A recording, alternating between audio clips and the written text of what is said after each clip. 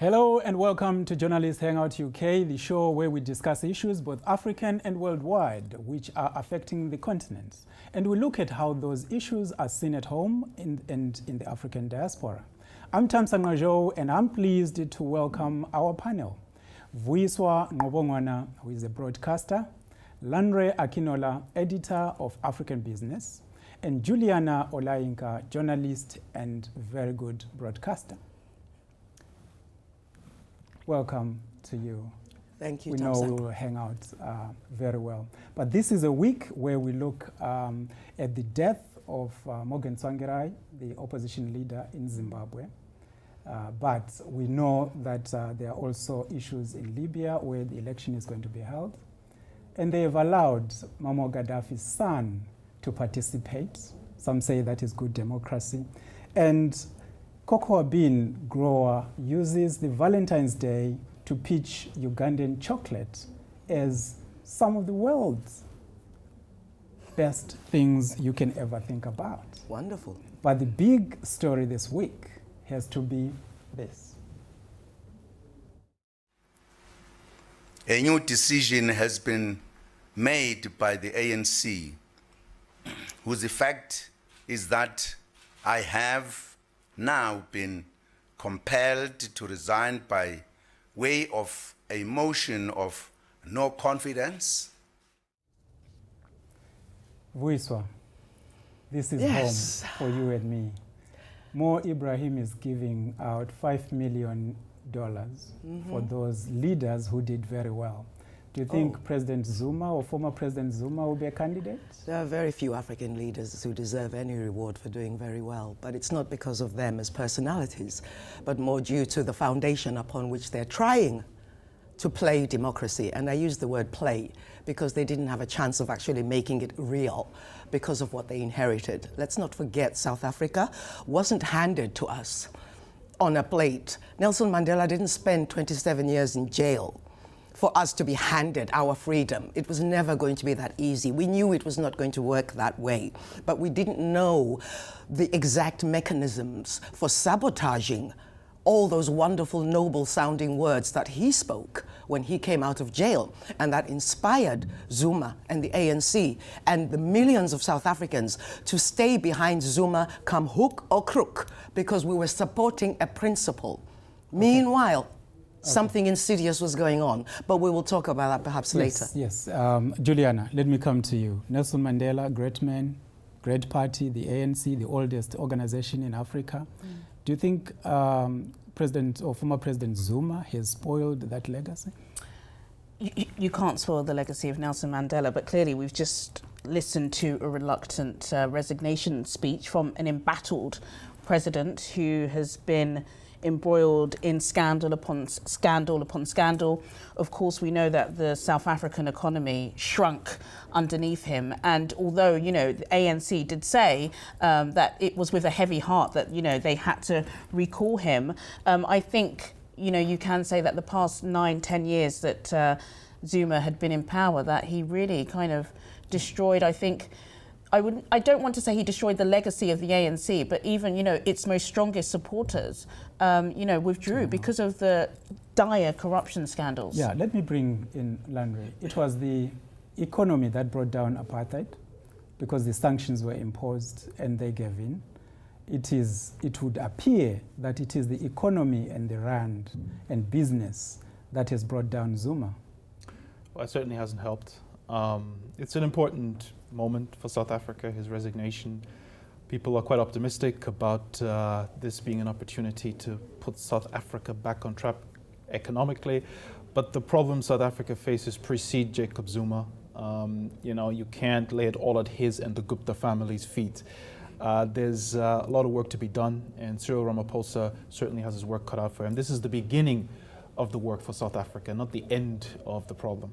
Oh, well, Vuyiswa, but Cyril Ramaphosa is coming in. He's got goodwill politically within the ANC, outside the ANC, the unions, business. Yeah. Surely this is as easy as it can get.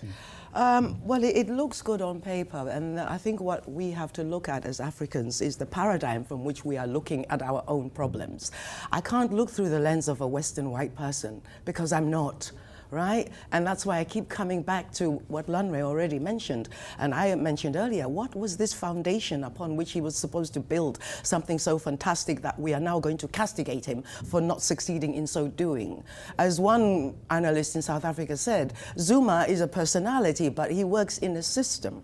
And we need to get away from the cult of personality and look in the true Ubuntu way, the collective interest. Right? And that is what I'm excited about for Ramaphosa to build. I cannot think of anyone more qualified in terms of his labor movement experience, in terms of gathering collectives and understanding the consciousness of its own people and helping them to raise that consciousness rather than castigating them for not being up to speed with what the Western world knows and then judging them in that way. And that's what I like to avoid in any discussion on Africa. So Ramaphosa, who helped the labor movement, who was very supportive of the South African Communist Party, and who has strong respect in the ANC, that triad needs to come back together, because that's what Zuma's reign destroyed. And that's when the insidious business networks like the Gupta family could come in. The Guptas arrived in perfect timing, early 90s, and now have such astronomical wealth, they couldn't spend it in many lifetimes. Yeah. How did that happen? That's what needs to be examined and avoided again. Yeah, Juliana, let me come to you. You're very good at bringing people together. Ramaphosa has a problem in that the ANC itself is split. The Zuma camp was slate and the Ramaphosa slate, and he doesn't have the majority in the top 6. But also we know that the economic freedom fighters want to give him a run for his money in parliament, and he's got the whole of South Africa to bring. How do you think he can do all these things? Well, I think, the timing of Zuma's resignation and the final push, would you say, is really timely. Of course, he's been in power for 9 years. So for me, I kind of felt like, well, there's no way Zuma's going to resign because, there's an election next year. Why would you resign so soon when you're going anyway? But I think, the ANC realised, that it would be really tight at the election. And if they don't show the people, that they were strong enough to push Zuma, then, they may not win the election coming forward. So I think it's important that they now come together. That's going to be very hard. Of course, it is fractured. And again, if we talk about Ramaphosa, a lot of people are saying, where did his wealth actually come from? We know that he is extremely wealthy.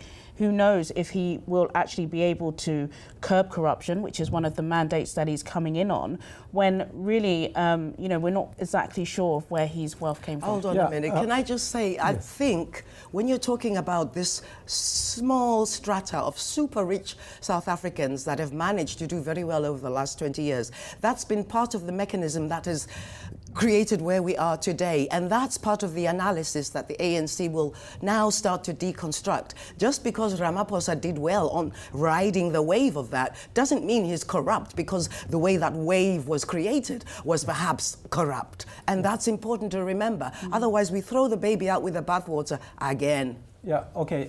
Landry, you understand these issues with business. Ramaphosa, his wife, Motsepe, his brother-in-law, if you take the three of them, they probably have more wealth than a sizable percentage of South Africa. But when you look at what's before Ramaphosa now, doing the State of the Nation address, the budget, and everything coming up, he is a deployee of the ANC and does not necessarily decide the direction on his own. So how do you think he needs to manage the transition going forward? Well, the problem hasn't changed. South Africa needs serious structural reform in its economy. Here we are, 24 years since the end of apartheid, and the economic inequalities that were built into apartheid have more or less stayed the same, and that is the key challenge for South Africa economically. Jacob Zuma has talked about radical economic transformation for many years.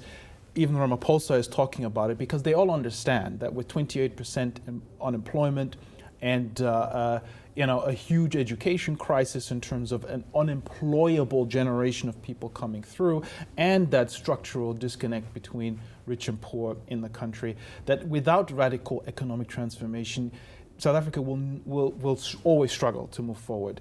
Yeah. People who own companies and own shares on the JSE will do very well, but they will do very well no matter what happens.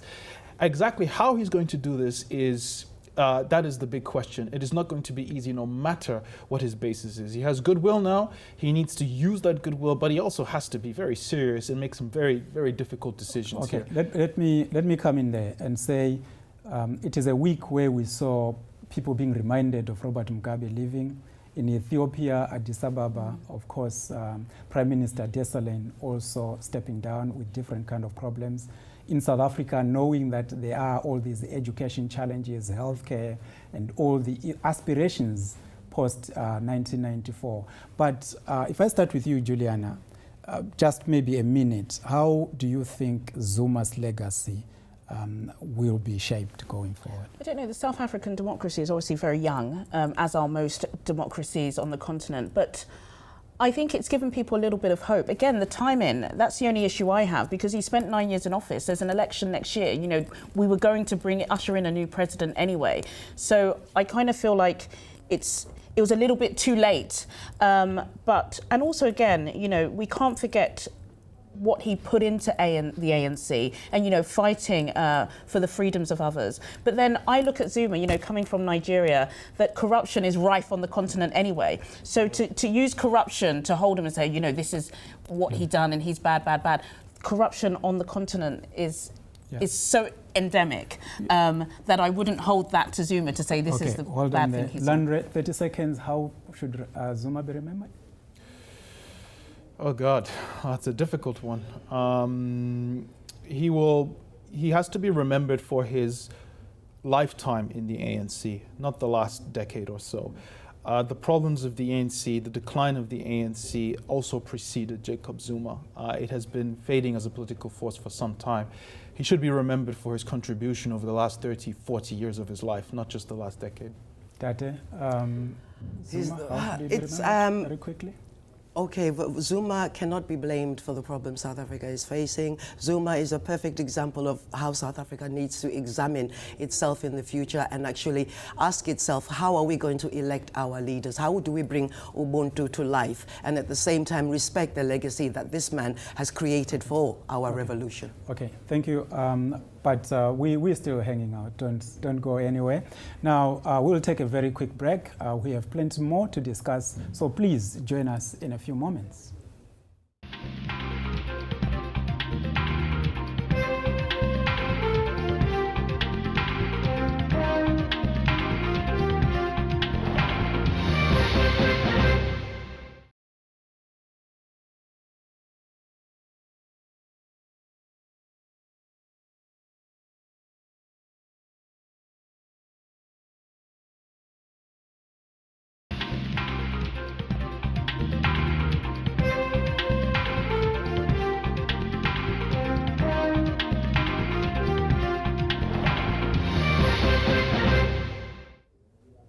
Hello and welcome back to Journalist Hangout UK. I'm Tamsan Ngajo and I'm pleased to welcome back our panel, Vuyiswa Ngobongwana, Landre Akinola and Juliana Olayinka.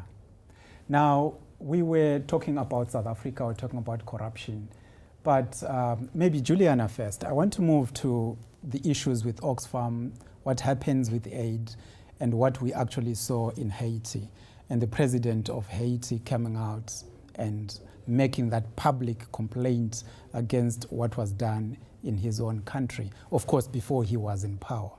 And you were speaking before about all this and how strongly you feel about what actually happens. Yeah, it's kind of, you know, the aid agency's Harvey Weinstein moment. I think this is just the tip of the iceberg. I think for a very long time, a lot of aid agencies, not just Oxfam, of course, we know there are many others, kind of been unregulated, going in.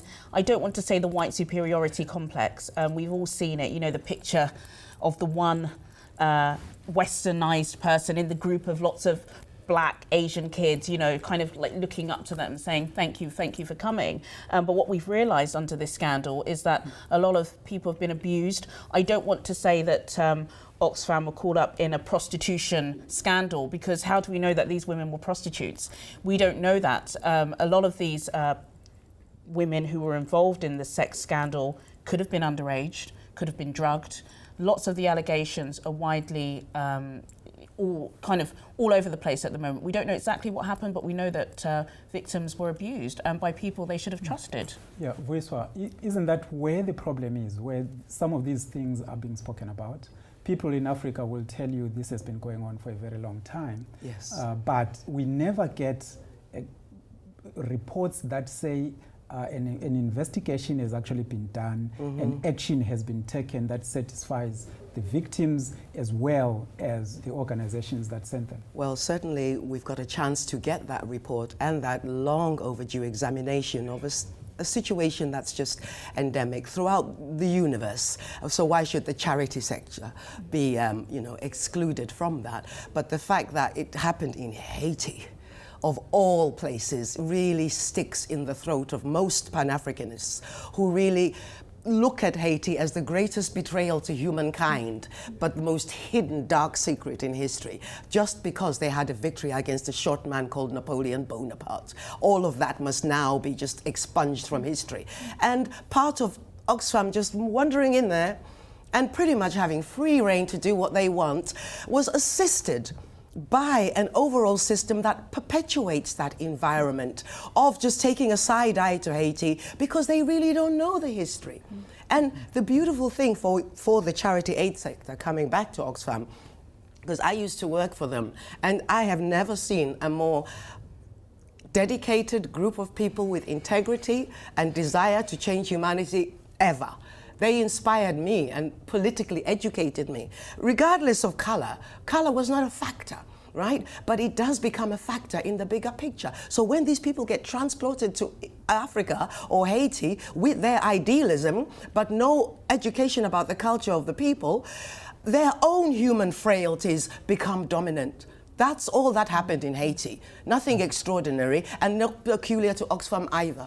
Yeah, Landry, when we look at how much money or how much help actually comes from aid and some of these agencies, and you compare that to what then happens on the ground when you look at Central African Republic and the French and the allegations that there were child sex abuses, when you look at what has happened in the Congo, Sierra Leone, all these other areas, how would we put a value to the aid that's coming in and compare that, balance it against the negative from the other end? How long do I have for this question? that's we are hanging out, It's an immoral question. That's a big one there.